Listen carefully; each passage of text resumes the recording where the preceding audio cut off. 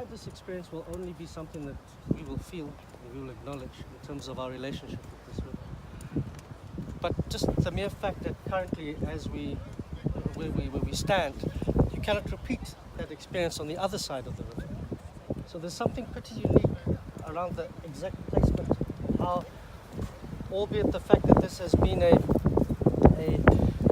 engineered embankment, its proximity to the river and the way it's located and our relationship to it is also very important. And ultimately speaking, if you just turn that view, it's absolutely vital to understand that the location from where we were first, up until around here and further on, is as the river meanders from this precinct, there is a particular visual spatial arrangement with that mountain that coordinates a very sensitive and specific cosmology that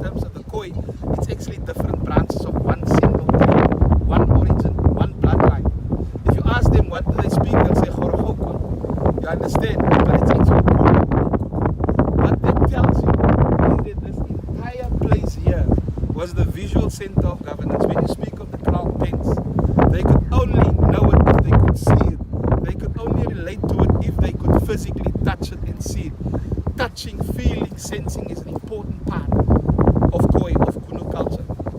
First and foremost, when you look at the practicality here from 1909, aerial pictures, geographical information, you will see nothing has changed about the landscape other than the alien vegetation, Port Jackson, Bloekom, the other alien vegetation. Was not indigenous to this area. If you look, those who have engineering background can see nothing has physically changed. This was a grazing plain. The biggest, and those with engineering background once again can go and check this. The biggest single aquifer in the Western Cape starts here, all the way through the Philippi wetlands, the old Philippi wetlands. Now, you know where the Edith Steppert Bird Sanctuary is in Philippi, where Menenberg borders the Nova Park. This was a sanctuary for migrating birds. It's an institution for thousands of years, where the Khoi was the first conservationist. The essential part of pollination and repollination of vegetation was essentially administered from a point where the highest qualities transferred that memory, the significance of the bees, the significance of the birds to ensure pollination for the vegetation. They knew how to sustain the grazing lands. They knew there's no recorded presence of a drought in this part of the Western Cape, this part. It wasn't possible because it is an underground aquifer that has been there for literally thousands of years. So where we are here is that the authority, the governance, what they call king today, or the polity, which is the institution of memory of all the crowns, was based right here in the convergence. But in Korana memory, they called it the three institutions of history: the past, the present, and the future. But it's no different in how you translate it in either Gorinai Kona or Kohoko. The fact is, it's like Greek mythology. You have an absence of evidence on whether Zeus and Apollo really existed, but you cannot deny the massive influence in the entire establishment of Greek society and history, and Roman, for all of Europe for that matter. But just disqualify the God part. So if you choose, you can disqualify the king part. But our people were not cheated. They were left by leaders who could govern them on the basis of memory, on the basis of who they were, where they came from, before the Dutch arrived here, before Vasco da Gama arrived here, before Bartholomeus Diaz arrived here. So I'm saying to the tribunal, you cannot discard that. If you allow this to go ahead, you're going to have excavators coming in, discovering bones, and then some politician is going to turn his back and say, okay, well, we had the hearings, but we didn't have sufficient evidence that there would be human remains. then you have an unprecedented legal situation on your hands for this Western Cape provincial government, and then you have a total different scenario unfolding, one of liability. One of liability. So I'm saying to you that in the collective memory of Khoi and Son, whether it be in terms of how you view what is precious to the Greek people, none of this is protected. It is known. Heritage Western Cape acted on what they believe is an institution of history. And that very provisional protection is now being threatened.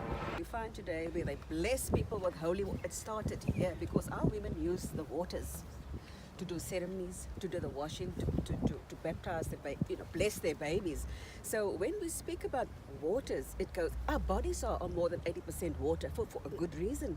So all those ceremonies that are being conducted across the world, we have to attribute that to our ancestors here who highlighted that by their practices, by their ceremonies. And water ceremonies are conducted by women. Those women whose very much remains are buried here. And so I believe I'd love to bring that out and to bring that into the equation as well. Thanks for that, Chikutawa. Francis, you want to say something following on that? Yeah, so what I would like to say is that one point made earlier was, and something that keeps coming up, is the separation of nature and culture again in a way that weakens the strength of both sides of things. And I'd just like to talk to how that relates to the river, because the river itself has been canalized in a number of ways, and it's been canalized all the way up with a couple of breaks. And that concrete put in is something that poisons the soil itself. It separates, it changes the soil from an acid pH to an alkaline pH, and it changes the ability of the local vegetation to grow on it. So this piece of land here is quite special because it is part of the Peninsular Shale Renosterveld, which grows on clay soils, this darker, rich soil. And then it also meets another vegetation type that grows on the sandy soil. So it's quite important ecologically. That's quite interesting, Francis. So it's quite important because there's actually not enough Peninsular Shale Renosterveld left, which has got its own, one part of it is Lion's Head, and there's a band that comes around like that. Plants that only grows on Peninsular Shale Renosterveld, doesn't grow anywhere else. And I'm sure those particular plants would be important culturally. If you can't, we're standing on alien grass here, if you can't find the plants you need for the ceremonies you're performing, that is also a degradation of the site itself. Another important point is that there's not enough of this Peninsular Shale Renosterveld to preserve to meet our ecological targets. So in developing this site even more, you are robbing this particular bit of land of its ability to recover. It is possible to recover, and that is detracting from the possible restitution that could take place in this land. Another, from the mountain to the sea, it lives, and to describe it as something that once it is fouled, it is no longer worthy of protection or anything like that, is quite a dangerous way to think. And that's a colonial way of thinking. That's not how anyone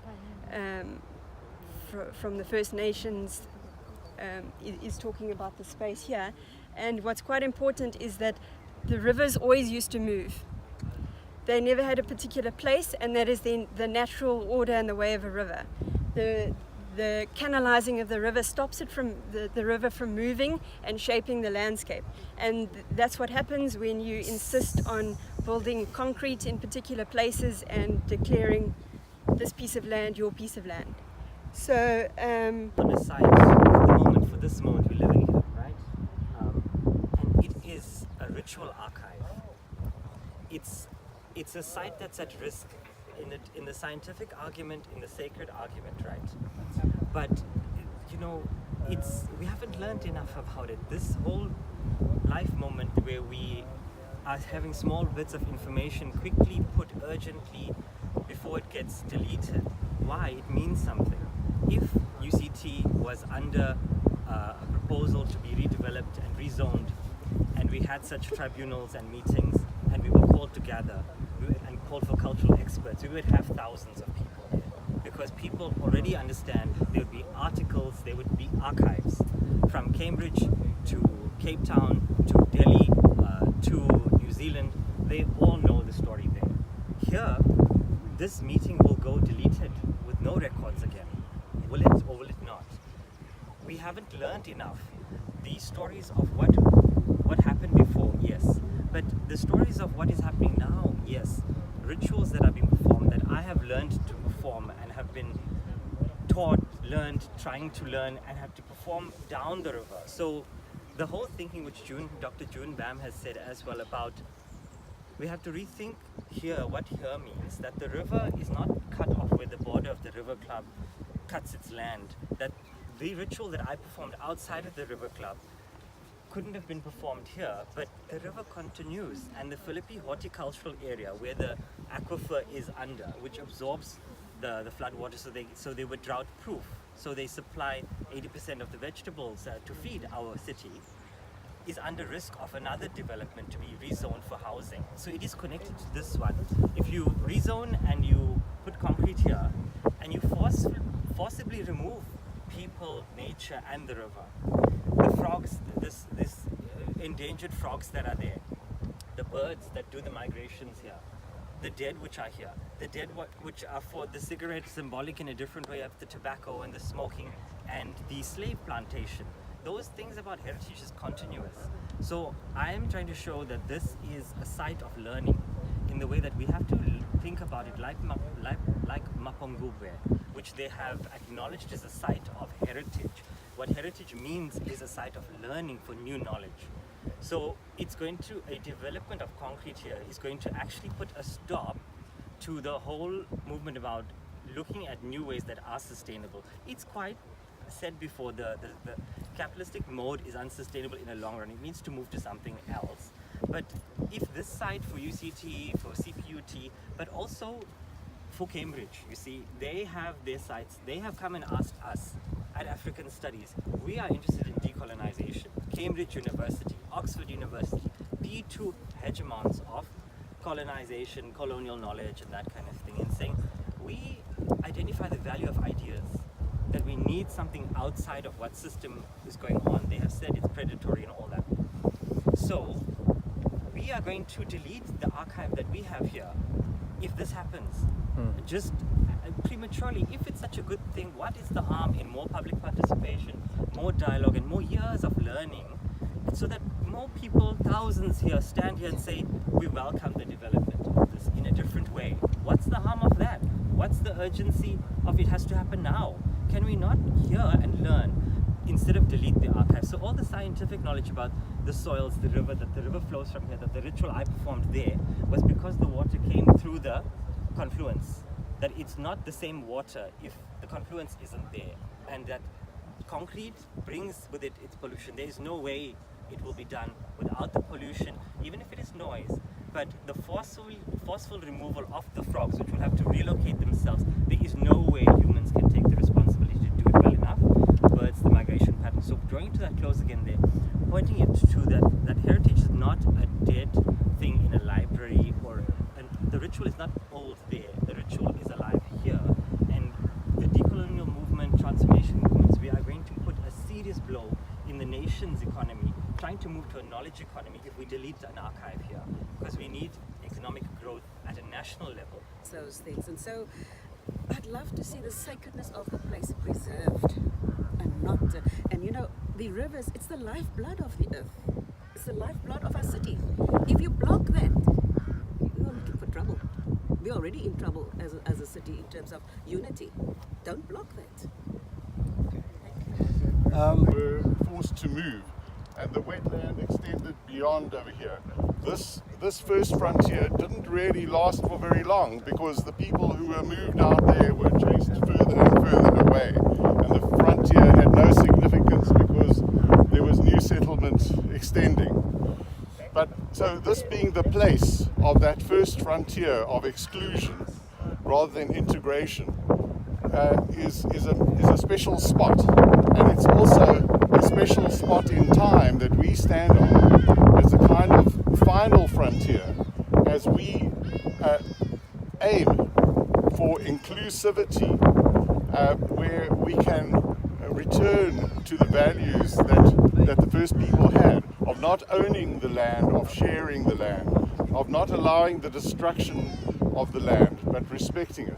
The canal that we see here was built by bulldozers in 1956, and the actual Lesbeek River goes all the way around, and the Black River goes around there.